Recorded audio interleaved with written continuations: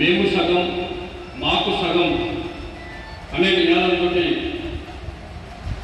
ఈ నెల 18వ తారీఖు నాడు రాష్ట్ర వ్యాప్తంగా కూడా బీసీ సంఘాలన్నీ ఐక్యమై బంధుకు పిలుపుకోవడం జిల్లా ప్రజానికానికి కోరేందంటే ఏదైతే ఈ తెలంగాణ రాష్ట్రంలో కాంగ్రెస్ పార్టీ అధికారులకు రాకముందు ఇచ్చినటువంటి బీసీ డిక్లరేషన్కు కట్టుబడి ఉండాలని, అదేవిధంగా ఈ రాష్ట్రంలో ఉన్నటువంటి బీసీ అదేవిధంగా ఎస్సీ ఎస్టీ మైనార్టీ లోకమంతా ఏకం కావాలని సందర్భంగా కోరుకుంటా ఉన్నాను. ఈ మధ్యనే మనం చూస్తాం హైకోర్టు స్టే ఇవ్వడం జరిగింది. స్టే ఇస్తూ పాత పద్ధతిలో ఎన్నికలు జరపాలని చెప్పేసి కూడా ఒక మాట చెప్పడం జరిగింది. మేము రాష్ట్ర ప్రభుత్వానికి స్పష్టంగా చెప్పేది ఏంటంటే, మీరు ఇప్పటికే కాలయాపన చేయడం జరిగింది. ఈ ఎన్నికలు ఎప్పుడో జరగాల్సినటువంటి పరిస్థితి ఉండే గతంలో. ఇప్పటికే సర్పంచులు లేక, కేంద్ర ప్రభుత్వం నిధులు రాక ఈరోజు గ్రామీణ స్థాయిలో ఉన్నటువంటి ట్రాక్టర్లకు ఈఎంఐ కట్టేటువంటి పరిస్థితి లేక ట్రాక్టర్లు ఇలా ఫైనాన్స్ వాళ్ళు తీసుకెళ్తున్న పరిస్థితి ఉన్నది. గ్రామ పంచాయతీ కార్మికులకు వేతనాలు ఇచ్చే పరిస్థితి లేదు. కనీసం రాత్రిపూట లైట్లు పెట్టేటువంటి పరిస్థితి లేనటువంటి క్రమం ఆసన్నమైంది. ఇప్పటికైనా ఎన్నికలకు సిద్ధం కావాల్సినటువంటి బాధ్యత కాంగ్రెస్ పార్టీ పైన ఉందని చెప్పి తెలియపరుస్తా ఉంది. రెండో పక్కన ఈ బీసీల ఆత్మగౌరవాన్ని కాంగ్రెస్ పార్టీ సైడ్గా కొలుస్తూనే ఈ రాష్ట్ర అసెంబ్లీలో ఒక నిర్ణయం చేయడం జరిగింది. మరి ఆ రోజు నిర్ణయం చేసినప్పుడు ఆ అసెంబ్లీలో ఉన్నటువంటి అనేక రాజకీయ పార్టీలు ఉన్నాయి. వీళ్ళందరూ ఒకే మాటతోటి నిర్ణయం చేసి కేంద్రానికి పంపడం జరిగింది. గవర్నర్ గారి వాడిని కేంద్రానికి పంపడం జరిగింది. మరి కేంద్ర ప్రభుత్వంలో ఉన్నటువంటి బీజేపీ అలా దోబూతులాట ఆడడం వల్ల జరగాల్సినటువంటి ఎన్నికలు వాయిదా పడుతూ వస్తున్నాయి. కాబట్టి ఇప్పటికైనా కానీ బీజేపీ ఈ తెలంగాణ ప్రాంతంలో ఉన్నటువంటి పరిస్థితిని గమనించి ఇలా కర్ణాటక, తమిళనాడులో ఏ విధంగా రిజర్వేషన్ ప్రక్రియ చేశారో ఆ విధంగా బీసీలకు 42% అమలు చేయాలని చెప్పేసి మరోసారి బీజేపీని డిమాండ్ చేస్తూ ఉన్నాం. ఏదేమైనా ఈ రాష్ట్రంలో ఉన్నటువంటి ఒక బీసీ ఉద్యమం జరగబోతూ ఉన్నది. ఇది ఒక తెలంగాణ ఉద్యమం లాగా ఒక స్ఫూర్తినిచ్చే ఉద్యమం జరుగుతూ ఉన్నది. కాబట్టి ఈ ఉద్యమంలో ఈ రాష్ట్రంలో ఉన్నటువంటి బీసీలు అదేవిధంగా ఎస్సీ ఎస్టీ మైనార్టీలందరూ కూడా ఏకంగా ఉన్నటువంటి ఆసనం పరిస్థితి ఉన్నది. అదే దాంట్లో భాగంగా ఈ నెల 18వ తారీఖు నాడు రాష్ట్ర వ్యాప్తంగా ఇచ్చినటువంటి బంధు పిలుపులో సబ్బడ్డ వర్గాలు అందరూ పాల్గొని జయప్రదం చేయాల్సిందిగా మరోసారి భారత కమ్యూనిస్ట్ పార్టీ సిపిఐగా కోరుతా ఉన్నాం. అనుకున్నటువంటి పరిస్థితుల్లో మరి ఆ రోజు అంతులేని హామీలు ఇచ్చినటువంటి కాంగ్రెస్ ప్రభుత్వం మరి ఎన్నికలకు పోతున్నటువంటి సందర్భంలో మరి ఆ రోజు రాహుల్ గాంధీ గారి నాయకత్వంలో ప్రకటించినటువంటి సందర్భంలో మరి ఏం జరిగిందనేది కూడా రాష్ట్ర వ్యాప్తంగా అనేక ఉద్యమాలు జరిగినాయి ఈ 2 సంవత్సరాల కాలంలో. మరి దాన్ని దృష్టిలో పెట్టుకొని మన క్యాబినెట్ లో నిర్ణయం చేసిన తర్వాత మరి ఏమైంది ఏం కథ అనేది మీరు అందరూ చూసినటువంటి పరిస్థితుల్లో మరి దానికి సంబంధించి కోర్టులో మరి స్థానిక ఎన్నికలకు పోతున్నటువంటి పరిస్థితుల్లో ఫెయిల్ అయిపోయినటువంటి పరిస్థితుల్లో మరి దాన్ని దృష్టిలో పెట్టుకుని ఇవాళ ఏదైతే రాష్ట్రంలో ఉన్నటువంటి బీసీ సంఘాలతో పాటు ఎస్సీ ఎస్టీ బీసీ మైనార్టీ సంఘాలన్నీ కూడా ఈ రాష్ట్ర ప్రభుత్వాన్ని స్తంభింపజేయడం కొరకు మరి ఈ రాష్ట్రంలో ఉన్నటువంటి ఏదైతే ఎన్నికల ముందు ఒకటి ఎన్నికలకు లేక ముందు ఒకటి చెప్పినటువంటి మాటల్ని పనిచేయాలని చెప్తూ మరి ఖచ్చితంగా మా వాట కావాలి, మేమందరం కూడా ఇంకా 50 సంవత్సరాలు అయిపోతుంది దేశానికి స్వతంత్రం వచ్చి అని చెప్తున్నటువంటి పరిస్థితుల్లో ఈ రోజు ఇక్కడ ప్రెస్ మీట్ ఏర్పాటు చేయడానికి వచ్చినటువంటి అన్నగారు సంతోషంగా మరి సుధాకర్ అన్న వీళ్ళిద్దరు మాట్లాడతారు. కాబట్టి మిగతా వాళ్ళందరూ కూడా ఇది ఖచ్చితంగా అందరికీ కూడా మరోసారి అభినందనలు తెలుపుతూ ఉంటాం. 50% ఉంటుంది, అందులో ఏలాంటి అనుమానం లేదు. తెలంగాణలో కూడా 50% ఈరోజు బీసీ జనాభా ఉన్నది.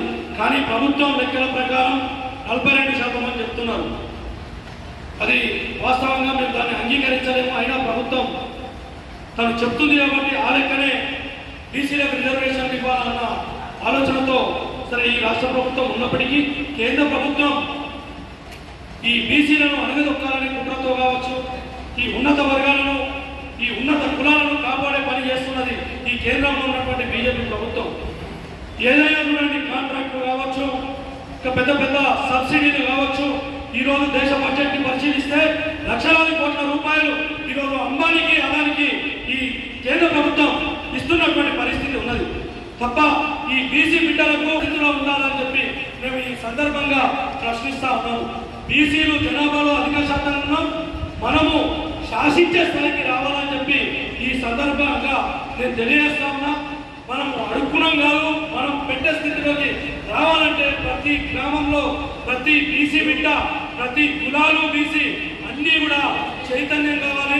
దానికి చేయాల్సినటువంటి బాధ్యత ఇక్కడ ఉన్నటువంటి మనందరం కూడా తీసుకోవాల్సినటువంటి అవసరం ఉందని చెప్పి నేను కోరుతా ఉన్నా. మీరు ఎక్కడైనా చూడండి, ఈరోజు 119 అసెంబ్లీ నియోజకవర్గాలు ఉంటే ఎంతమంది రెడ్డి ఉన్నారు, ఎంతమంది రావులు ఉన్నారు, గత ప్రభుత్వంలో ఏం జరిగింది, అంతకుముందు ప్రభుత్వం ఏం జరిగింది, మళ్ళీ ఇప్పుడు మనం ఎప్పుడు ఊర్చలకు వద్దాం బీసీలో అనేది మనం అర్థం చేసుకోవాల్సిన అవసరం ఉన్నది. ఈ సందర్భంగా ఒక మంచి కార్యక్రమాన్ని తీసుకున్నారు అన్న సంతోషన్న గారు. మేము తప్పకుండా ఈ బీసీ ఉద్యమంలో మేము కూడా ముందుంటాం. ఈ మన బీసీలకు రాజ్యాంగం ప్రకారం చట్టసభల్లో వాటాలు దక్కాలా, మనమెంతో మన సీట్లన్నీ ఉండాలా ఖచ్చితంగా. ఆ విధంగా రేపు భవిష్యత్తు రాజకీయం తెలంగాణ కావచ్చు, దేశంలో కావచ్చు, బీసీల చేతుల్లోకి ఈ రాజకీయం అంతా కూడా వచ్చినాడే నిజమైన స్వాతంత్ర్యం యొక్క ఫలాలు పేదలకు, బీసీలకు, బడుగు బలహీన వర్గాలకు అందుతాయి. కాబట్టి ఈ యొక్క ఏదైతే రేపు మన వచ్చే 18 నాడు బీసీ బంధు ఏదైతే తలపెట్టిరో వాటిలో మేమందరం కూడా ముందుండి ఈ కార్యక్రమం జయప్రదానికి కృషి చేస్తామని చెప్పి ఈ సందర్భంగా కోరుతూ ఈ అవకాశం ఇచ్చిన పెద్దలందరికీ ధన్యవాదాలు. 75 సంవత్సరాలు అయినప్పుడు మన భారత రాజ్యాంగం రచించుకోవాలి. కాబట్టి భారత రాజ్యాంగం రచించే తరుణంలో వాళ్ళు మేధావులు, అంబేద్కర్తో పాటు వాళ్ళు మేధావులు అందరూ కూర్చుండి రాజ్యాంగం రచించి దానికి రిజర్వేషన్లు కల్పనలో భాగంగా ఎస్సీ ఎస్టీలకు మాత్రమే ఇవ్వాలి, మిగతా సబ్బన్న కులాలైనటువంటి వృత్తి కులాలైన బీసీలకు ఇవ్వకూడదని ఆ తరుణంలో అడ్డుపడ్డ సందర్భం మన కళ్ళారా మన పాఠ్యపుస్తకాలలో మన గ్రంథాలలో చూస్తూనే ఉన్నాం. అది ఈరోజు కూడా ఆ రోజు అంబేద్కర్ గారు చెప్పిన 10 సంవత్సరాల్లో రాజ్యాంగాన్ని మళ్ళీ రిజర్వేషన్ మార్చుకోమని క్లుప్తంగా తెలియజేసిన సందర్భాన్ని ఈరోజు తొక్కిపెట్టి బీసీలకు అడుగడుగున అన్యాయం చేస్తున్న ఈ ప్రభుత్వాలకు వ్యతిరేకంగా నేడు జనాభాలో భారతదేశంలో 55% బీసీలు ఉన్నా, రాష్ట్రంలో 54.5% బీసీలు ఉన్నప్పటికీ రిజర్వేషన్లు ఎక్కడ ఇవ్వకపోవడం వల్ల దాన్ని ఏదో తూతూ మంత్రంగా 22, 20, 23 ఇస్తున్నామని ఏదో తల్లిబొల్లి మాట చెప్పి మా బీసీలను ఓట్లుగా చూస్తున్నారు తప్ప వ్యక్తులుగా మనుషులుగా చూస్తలేరనేది ఒక బాధాకరమైన విషయాన్ని వ్యక్తం చేస్తున్నాం. రెండవ విషయము, ఈరోజు రాష్ట్రంలో జరుగుతున్న ఏదైతే ఈ రిజర్వేషన్ల మీద ఉందో ఈ రిజర్వేషన్లను ముందే చెప్పినాం. మేధావి వర్గం అందరూ కూడా చెప్పినారు. ఏమని?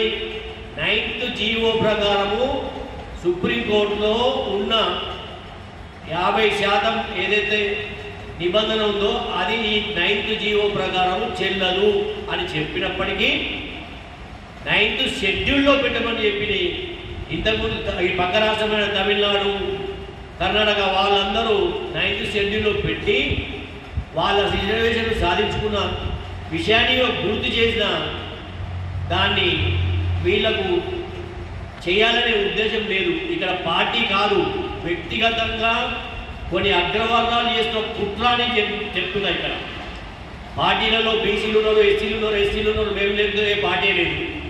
మేము ఓట్లు వేసేది మేమే, ఓట్లు మా అయితే సీట్లు మీయే.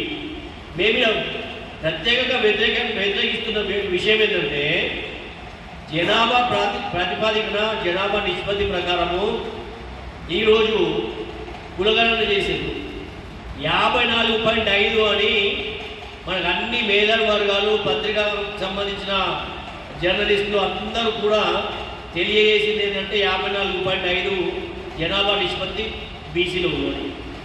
కానీ 42% ఇస్తా అంటే కూడా బీసీలకు ఈ సమాజంలో బీసీలో పెద్దన పాత్ర వహిస్తున్న మేము, కుల వృత్తులమైన మేము అన్నిటికీ అంచుకొని ఒప్పుకోవడం జరిగింది.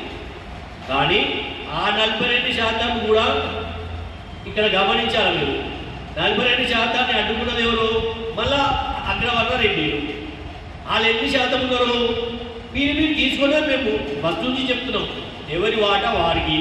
ఎస్సీలకు రిజర్వేషన్ ఇచ్చినారు, బీసీలకు ఇచ్చేసి మీరు మీ అగ్రవర్ణాల శాతం ఎంత ఉందో మీరు తీసుకుంటే మాకు అభ్యంతరం ఈ రోజు లేదు, ఎప్పటికి లేదు, ఎప్పటికి ఉండదు కూడా. శాశ్వత పరిష్కారము ఎవరి జనాభా నిష్పత్తి ప్రకారం వారు తీసుకుంటే ఈ కొట్టాడు ఉండదు. రాజ్యాంగము సంపూర్ణమైన సత్వర్తిదానాన్ని ఇస్తుందనే సందర్భంలో మేము వారికి కూడా డిమాండ్ చేస్తున్నాము. మీ శాతం మీరు తీసుకోండి ఆయన. ఈరోజు అట్లా కాదు, మమ్మల్ని ఓటర్గా ఆట బొమ్మలుగా చిత్రీకరిస్తూ మాలో కొట్లాడబెట్టి మా వర్గాలను వేరే చేసి మీ అగ్రవర్ణాలు పార్టీలలో మీ పార్టీలకు ఏదో నామమాత్రం సర్పంచులు, ఎంపీడీసీలు, జెడ్పీడీసీలు, మీరు ఎమ్మెల్యేలు, ఎంపీలు, మినిస్టర్లు మాత్రం మేము, ముఖ్యమంత్రులు మేము అనే ఈ విషయాన్ని మేము బీసీ వర్గాలు, ఎస్సీ ఎస్టీ వర్గాలు అన్నీ గమనిస్తున్నాము. నేను చెప్పేది ఏంటంటే ఒకరోజు మాకు చదువు లేదు, మేము మీరు చెప్పినట్టు ఆడినట్టు ఆడినాం, కానీ ఈరోజు మాకు చదువు వచ్చింది. మేము ఇప్పుడు ఒకటైతున్నాం. ఎస్సీ ఎస్టీ బీసీ అందరం మైనార్టీలు కూడా మాతో ముందుకు వస్తున్నాను. మేము కళ్ళు తెరిస్తే మీరు ఎక్కడ ఉండరు. అయినా మేము ఇంకా ఓటర్లుగానే మీకు సేవలు అందిస్తున్నందుకు మేము సిగ్గుపడుతున్నాం. మా బీసీలకు ప్రత్యేకంగా మా బీసీల గురించి చెప్పాల్సింది ఏంటంటే, అయ్యా ఏ పార్టీలైనా ఉండు, ఈ ప్రజాస్వామ్య భారతదేశంలో నీకు హక్కు చేస్తుంది ఎవరికి? మళ్ళీ మనమే మాట్లాడుతున్నాం. బీసీలమే అందులో ఉంటాము, అందులోనే వాళ్ళకు భూమి కాస్తాము, వాళ్ళకు సీట్లు గెలిపిస్తాము, మా పదవి వాళ్ళకి అండగడతాము, మళ్ళా బిచ్చగాళ్ళు లేక మనము అది కావాలి, రిజర్వేషన్ ఇది కావాలనే పరిస్థితిని వ్యతిరేకిస్తున్నాము. ఈరోజు తెలంగాణ సాధన కోసం ఏదైతే ఉరుదలు ఇచ్చిన ఈ తెలంగాణ గడ్డ మీద ఉన్న బీసీలు, ఎస్సీ ఎస్టీలు లేకపోతే ఈ తెలంగాణ వచ్చేది కాదు. ఆ రోజే డాక్టర్ జయశంకర్ గారు చెప్పారు, అయ్యా జాగ్రత్త, ఈ తెలంగాణ ఉద్యమంలో సామాజిక న్యాయం జరగదు, ఒకవేళ అట్లాంటి పరిస్థితి నాకు కనపడుతుంది, దయచేసి మీరు తస్మత్ జాగ్రత్త అని చెప్పినప్పటికీ కూడా మా బీసీలకు ఏందో తెలియదు, మరి జ్ఞానం లేక కాదు, మరి మేధావులు కాదని కాదు, మరి నాయకత్వ లక్షణాలు లేక కాదు, ప్రజాప్రతినిధులు లేక కాదు, అంతా మేమై వారికి అంటగట్టడము, వారిని పెద్దరిగా చెలాయించే పరిస్థితి తీసుకొచ్చింది మేమే. దీనికి సిగ్గుపడుతున్నాం. ఈ సందర్భంగా ఇక్కడైనా తెల్లారేదేం లేదు. స్వతంత్రం వచ్చి 75 సంవత్సరాలు అయింది. ఎక్కడేసే భూములు అక్కడే ఉంది. దీన్ని మార్చుకోవాల్సిన అవసరం మన బీసీలపై ఉంది. ఎస్సీ ఎస్టీల రిజర్వేషన్ వాళ్ళకు కూడా పెంచాల్సిన అవసరం ఉంది. జనాభా నిష్పత్తి ప్రకారము వాళ్ళకు కూడా పెంచాల్సిన అవసరం ఉంది. అందుకొరకే ఈ సందర్భంగా బీసీలు ఏకమైనందుకు సంతోషం. ఈ సంతోషంలో రాష్ట్ర వ్యాప్త బంధును 18 తారీఖున ఇవ్వడం ఒకందుకు ఒక మెట్టెక్కిన మేము కనిపిస్తున్నాం. అయితే మనము ఈ ప్రెస్ మీట్లలో కానీ పేపర్లో కానీ హైదరాబాద్ కూర్చొని మేము చెప్పేసి వాళ్ళు బంద్ చేస్తారని అంటే మన బీసీలు ఎస్సీ ఎస్టీలు ఇంకా వాళ్ళకు భయం ఉంది. అయ్యో వీడికి వచ్చి ప్రెస్ మీట్లో కూర్చోబెడుతుంటే మా ఎమ్మెల్యే ఏమంటాడు, మా పార్టీ సభ్యత్వం రద్దు చేస్తారనే భయం ఇంకా ఉంది. స్వతంత్ర భారతదేశంలో ఒక పార్టీలో ఉన్న వ్యక్తి తన హక్కుని, తన సంబంధించిన ఏదైనా కోల్పోతే మాట్లాడే హక్కు తనకు ఉంది. పార్టీ ఈ సిద్ధాంతాలలో ఉన్నప్పటికీ కూడా తన వ్యక్తిగత జీవితంలో భాగమై మన హక్కుల కోసం పోరాటం చేయమని రాజ్యాంగం తెలిపింది. అయినా ఇంకా భయం. ఈ భయాన్ని వీడని ముందు మీ అగ్రవర్ణాల కొరకు సేవ చేస్తున్నామని జీవిత సంకల్పం చేసుకోండి. మేము సేవకులం కాదు, పాలకులమని. ఇంత నిష్పత్తి ప్రకారం ఉన్నాం, చెప్పుకోవడానికి మట్టుకే పనిచేస్తున్నాం. ఈరోజు మనం చెప్పడం కాదు, సాధించే వరకు మనం పోరాటం చేయాల్సిన అవసరం ఇక్కడ ఉంది. ఈ పోరాటంలో అన్ని మీ పార్టీలు ఉండండి, ఏ పార్టీలో ఉండండి. బీసీ ఉద్యమం అనేది నువ్వు బీసీ కాదా, నీ బిడ్డ బీసీ కాదా, నీ భార్య బీసీ కాదా, నీ అమ్మ, మీ తల్లి, మీ తాతలు, ముత్తాతలు బీసీ నుంచి రాలేదా? మరి ఈరోజు అగ్రవర్ణాలకు పుట్టినాము మనము కాదు కదా. మరి అగ్రవర్ణాలకు పుట్టిన వాళ్ళు లెక్క వాళ్ళ కొడుకులు, వాళ్ళ పిల్లలు మంచి వ్యాపారం చేసుకుంటే హాయిగా బెంజికారులలో, ఆడికారులలో విలాసవంతమైన జీవితాలు గడుపుతున్న వాళ్ళని మనం సేవకులమేనా అని ప్రశ్నిస్తున్నా ఇక్కడ నేను మా బీసీలని. బీసీలారా తస్మాత్ జాగ్రత్త. మనం ఏకం కాకపోతే మన భవిష్యత్తు అయిపోయింది. మనకు ఉద్యోగం రాలేదు, ఉపాధి రాలేదు, ఏ వాట మనకు దక్కలేదు. ఇకనైనా భవిష్యత్తులో మన పిల్లల కొరకు మన జీవితాల్లో సగం దశ ముగిసిన భవిష్యత్ పోరాటంలో భాగమై మన పిల్లల భవిష్యత్తు కోసం రేపు రిజర్వేషన్లు వస్తే మీరు బీసీ ఇంటికి ఒక ఉద్యోగం వస్తుంది అని అప్పుడు చెప్పిన మన కేసీఆర్ గారు ఇదంతా మోసం. ఈ మోసాలకు మోసపోకుండా భవిష్యత్తు ప్రణాళిక చేసుకొని మీరు మీ కష్టం చేసుకొని బీసీలు ఎవరి కష్టం వృత్తిరీత్యా బీసీలు అన్ని పనులు చేసేవారు. అంటే మీ కష్టాలపై మీరు జీవిస్తున్న మీరు భయపడడం ఎందుకు కూడా అడుగుతుంది. ఇక్కడ మీ కష్టమే కదా మిమ్మల్ని నడిపించేది, మీ భార్య పిల్లలు నడిపించేది. ఈ అగ్రవర్ణం వ్యక్తులు మీకు వచ్చి ఒక రూపాయి ఇచ్చి మీ పిల్లల ఫీజు కట్టడానికి దాఖలాలు ఉన్నాయా? లేవు. వాళ్ళు మన ఆటబొమ్మగా ఓటర్గా వాడుకొని మన లోపల చించులు పెట్టి మన లోపల వర్గాలు విభేదం చేసి వర్గ పోరును క్రియేట్ చేసి వాళ్ళు పంపం గడుపుతున్న ఈ విధానాన్ని వ్యతిరేకిస్తూ ఈ 18 తారీఖున బంధు పిలుపుని స్వచ్ఛందంగా బీసీ బిడ్డలారా మీరు కూడా వ్యాపారంలో ఉన్నారు, మీరు కూడా మార్కెట్లో అన్ని సమపాలలో అన్ని వృత్తిరీత్యా మీరందరూ ఉన్నారు. మనకు ఈరోజు గర్వించదగ్గ విషయం ఏంటంటే ఎస్సీ ఎస్టీ బీసీ మైనార్టీలు బీసీలకు మద్దతు తెలుపుతున్నారు. వాళ్ళకు ఈ సందర్భంగా ధన్యవాదాలు కృతజ్ఞతలు తెలియజేస్తున్నాను. అంతేకాకుండా ఎస్సీ ఎస్టీ మైనార్టీ వ్యక్తులకు కూడా ఆ సమాజానికి కూడా నేను దయచేసి రిక్వెస్ట్ చేస్తున్నా, పెద్దన్న పాత్ర వహించిన ఏదైతే జనాభా ప్రకారం మా పెద్దన్న పాత్ర ఉన్నామో మాకే అన్యాయం జరుగుతుంది కాబట్టి మీరు కన్ను తెలిసి మాకు నిజమైన మద్దతు తెలపడం గర్వించదగ్గ విషయం. కాబట్టి ఈ బంధుని స్వచ్ఛందంగా మీ పైన వదిలేస్తున్నాం. ఏదో పార్టీ పిలుపునిస్తే ఈ ఇంటి ఏదో పోయినట్టు అన్ని దుకాణాల పట్ల తిరిగి బంద్ చేస్తాం. ఇప్పుడు బీసీల ఆత్మగౌరవం సంబంధించిన వ్యవస్థ కాదా ఇది? మన రిజర్వేషన్ మన బూతిగాడికి వచ్చిన బుక్కని రాకుండా ఈ రిజర్వేషన్ మీ వ్యక్తిగతంగా మీ భవిష్యత్తు నిర్ణయించేది కాదా? బీసీలారా తస్మాత్ జాగ్రత్త. మీరు మారకపోతే సమాజం మారది. ఈ స్పీచ్లకు ఈ చిన్న చిన్న పోస్టులకు మీరు ఎప్పుడైతే ఆశపడి కొట్టాడుకున్నారో అప్పటి వరకు ఈ అగ్రవర్ణాల రాజ్యం ఉంటుంది. ఈ అగ్రవర్ణాల రాజ్యం ఎప్పుడు పోదు. వాళ్ళకు మనం బానిసలుగానే బతుకుతాము, బానిసలుగా ఉంటాము. సరే, ఇప్పటి వరకు ఉన్నాం. రిజర్వేషన్ వస్తే ఉద్యోగాలు వస్తే వారి ఉపాధి కల్పించుకొని వారి భవిష్యత్తు నిండా మంచిగా ఉండే పరిస్థితికి వస్తుంది. కాబట్టి మీపైనే వదిలేస్తున్నాం, మీ వ్యక్తిగత పైన వదిలేస్తున్నాం, మీ ఆత్మగౌరవం పైన వదిలేస్తున్నాం. మీరు ఈ బంధుని సంపూర్ణంగా రాష్ట్రంలో ఒక్క దుకాణం తెలవకుండా ఒక ప్రైవేటు కానీ విద్యాలయాలు కానీ వ్యవస్థ కానీ మార్కెట్ కానీ ఏది కూడా అందుబాటులోకి తీసుకురావాల్సిన అవసరం లేదు.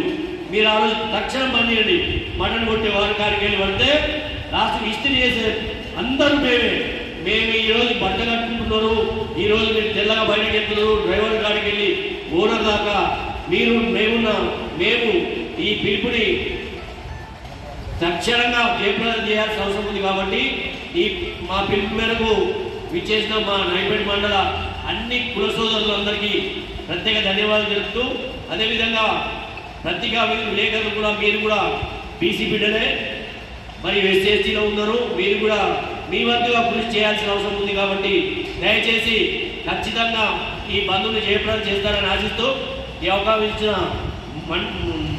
నవీపేట మండల కుల పెద్దలందరికీ ధన్యవాదాలు తెలుపుతున్నాను.